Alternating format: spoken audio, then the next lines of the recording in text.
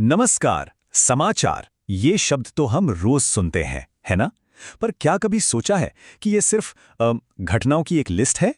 आज हम समाचार को सिर्फ देखेंगे नहीं बल्कि उसके पीछे की रेसिपी को समझेंगे। मतलब जानेंगे कि आखिर ये खबर बनती कैसे है और पर्दे के पीछे असल में कहानी क्या चल रही होती है। तो यही सवाल सबसे जरूरी है। देखिए, जो खबर हम तक पहुंचती है ना, वो बस यूं ही घटनाओं का कच्चा चिट्ठा नहीं होती, बल्कि एक ऐसा प्रोडक्ट है जिसे खास स्ट्रक्चर, एक खास बनावट के साथ तैयार किया जाता है। क्यों? ताकि इसका असर सबसे ज्यादा हो, सबसे गहरा हो। तो सवाल उठता है, आखिर ये बनावट है क्या? देखिए, हर खबर की कहानी का एक ढांचा होता है। ये बस फैक्ट्स का एक बेतरतीब ढेर नहीं है। पत्रकार ना एक टाइम टेस्टेड, मतलब एक आजमाए हुए फॉर्मूले का इस्तेमाल करते हैं, जिससे जानकारी एकदम साफ, छोटी और असरदार तरीके से पेश की जा सके।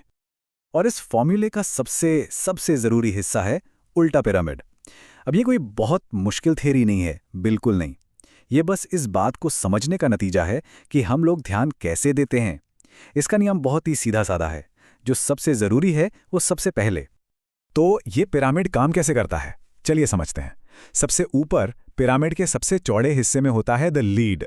इसमें कहानी के 5 सबसे जरूरी सवालों के जवाब होते हैं।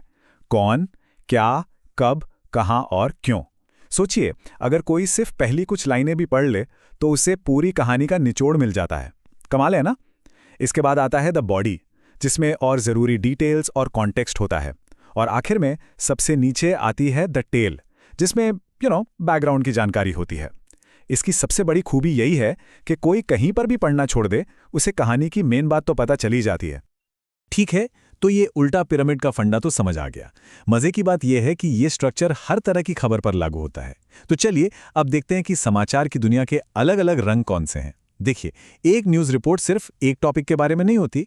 वो कोशिश करती है दुनिया की एक पूरी तस्वीर दिखाने की, और इसके लिए उसे अलग अलग सेक्शंस या कैटेगरीज में बांटा जाता है। और ये कैटेगरीज हम सब जानते हैं, है ना?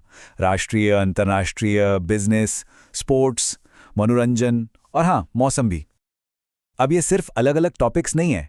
ये खबरों को ऑर्गेनाइज करने का, एक तरह से व्यवस्थित करने का तरीका है। इससे होता क्या है? इससे देखने वालों को वो जानकारी आसानी से मिल जाती है जिसमें उनकी दिलचस्पी सबसे ज्यादा है। और हर कैटेगरी का मकसद और असर भी जाहिर है अलग अलग होता है। एक तरफ है नेशनल न्यूज़, जिनका फोकस होता है राजनीति, पॉलिसी, मतलब वो चीज़ें जिनका असर पूरे देश पर, पूरे समाज पर पड़ता है। और दूसरी तरफ है एंटरटेनमेंट न्यूज़, जिनका फोकस होता है सिनेमा, सेलिब्रिटीज़, कल्चर, यानी वो बातें जो हमारी पर्सनल दिलचस्पी की होती हैं।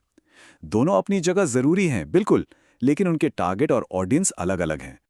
लेकिन रुकिए, एक अच्छी खबर सिर्फ फैक्ट्स, आंकड़ों और कैटेगरीज का खेल नहीं है। सोचिए, सबसे ज्यादा याद कौन सी कहानियां रहती हैं?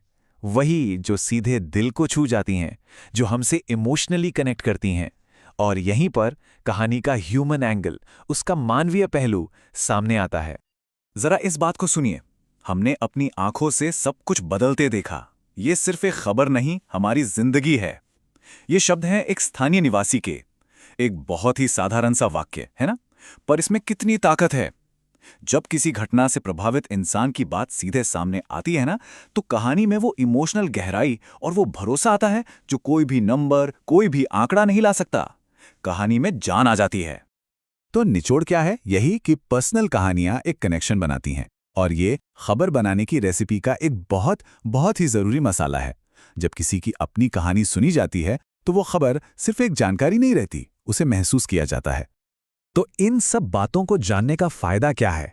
ये पिरामिड, ये कैटेगरीज, ये ह्यूमन एंगल, इसका असली मतलब क्या है? मतलब ये है कि ये सब समझकर हम सिर्फ एक पैसिव व्यूअर, मतलब एक मूक दर्शक नहीं रह जाते, बल्कि हम एक इन्फॉर्म्ड, एक समझदार दर्शक बन सकते हैं, जो ये जानता है कि खबर को देखना कैसे है और समझना कैसे है।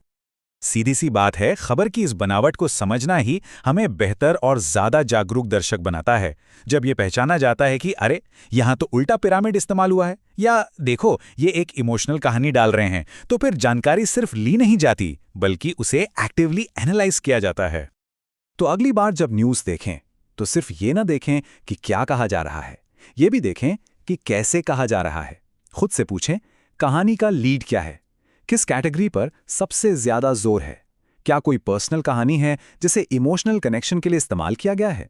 यही वो सवाल हैं जो हमें सिर्फ एक दर्शक से एक जागरूक विचारक बनाते हैं।